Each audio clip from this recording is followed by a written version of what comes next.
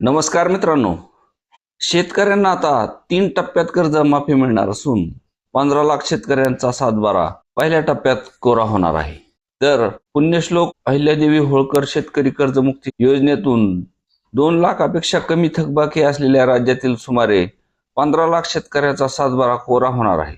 या शेतकऱ्यांना 31 जुलै पूर्वी लाभ मिळणार आहे.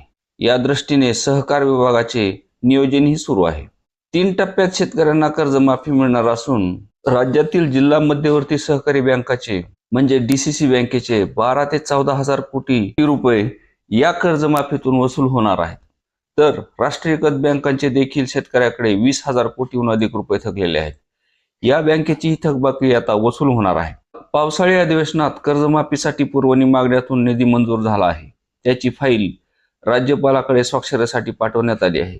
त्यांची स्वाक्षरी झाल्यानंतर वित्त विभागाकडून कर्जमाफीचा निधी सहकार विभागाकडे वर्ग केला जाणार आहे. त्यापूर्वी राज्यातील प्राप्तिकर भरणाऱ्या शेतकऱ्याची यादी केंद्रीय अर्थ मंत्रालयाकडून राज्य सरकारला पाठवण्यात आली आहे. निकषानुसार अपात्र शेतकऱ्यांना वगळून पात्र शेतकऱ्याच्या जिल्हा व तालुका व गावनिहाय याद्या अंतिम करण्याचे काम सध्या युद्ध पातळीवर सुरू आहे. पुढील आठवड्यात याद्या अंतिम झाल्यावर पहिल्यांदा 2 लाखापेक्षा कमी थकबाकी असलेल्या शेतकऱ्याच्या खात्यात कर्जमाफीची रक्कम वितरित केली जाणार आहे.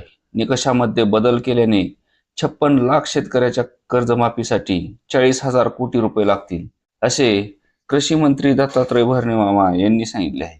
राज्याचे मुख्यमंत्री देवेंद्र फडणवीस, उपमुख्यमंत्री सुनेत्रा पवार आणि एकनाथ शिंदे यांच्या नेतृत्वाखाली अडचणीतील शेतकऱ्यासाठी शेतकरी कर्जमुक्ती योजना जाहीर केली आहे.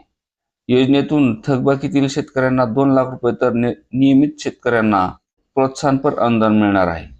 प्राप्तिकर भरणाऱ्या शेतकऱ्याची यादी केंद्रीय अर्थ मंत्रालयाकडून मिळाली असून त्यानुसार पात्र शेतकऱ्याच्या याद्या अंतिम केल्या जात आहेत. दुसरीकडे पुरवणी मागणीमधून कर्जमाफीसाठी मंजूर निधीच्या फाईलवर 2 दिवसात राज्यपालांची स्वाक्षरी होणार आहे. त्यानंतर 31 जुलैपूर्वी शेतकऱ्यांना कर्जमाफीचा लाभ हा वितरित केला जाणार आहे.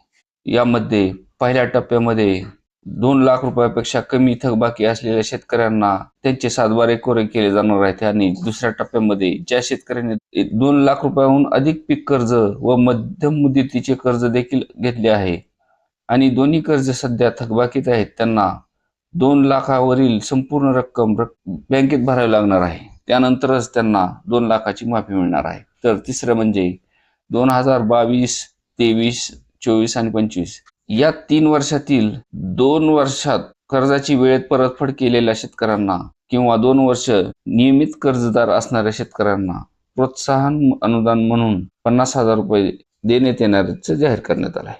धन्यवाद.